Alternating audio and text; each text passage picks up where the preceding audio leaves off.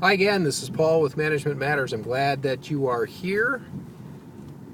Let's go ahead and continue our conversation. This morning we started off talking about continuing our conversation around what happens when you have a new employee, and if you're a leader or a manager and you believe that you've got somebody in your first week or two that you don't think is going to make it. And the advice I gave you this morning was to find out something about their strengths, that perhaps your impression of their inaction or their low performance is based on a comparison to your own talents or strengths, or the talents or strengths of the people around you. They're not doing things the way you might do them. They're not doing things the way some of the people that you consider successful are doing them. And that's perhaps troubling to you. Maybe that's something that you're looking at in your packaging in a way that doesn't look, since it doesn't look the same, that adds up as not successful. So the step I gave you this morning was to find out something about their strengths, and there's a lot of ways to do this. And the best way is through a good talent assessment, one that is validated and provided, that's role specific.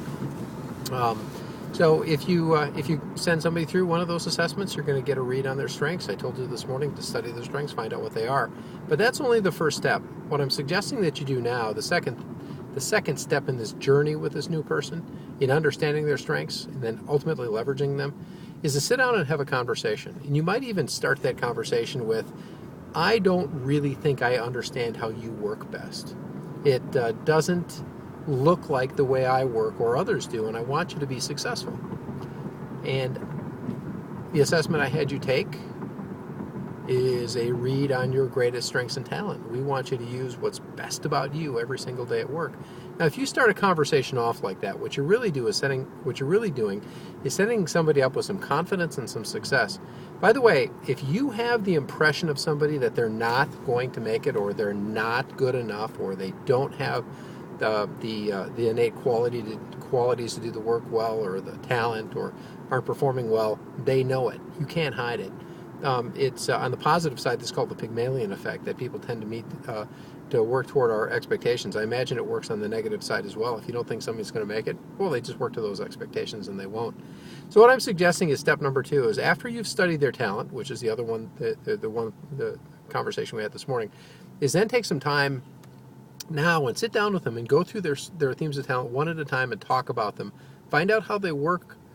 Find out how they act those out. Find out how those play out in their life, both at work and at home. Really begin to understand what their talents are, what their strengths are, what they love to do, what they're good at. And we'll talk more about what to do with it after you have a very, very good understanding of what they're about. I think that when you understand somebody and become familiar, a lot of the doubts that you might have about their performance are going to melt away. But that's a conversation for another day, and that would be tomorrow morning. Have a great day. Thank you. And this is Paul with Management Matters.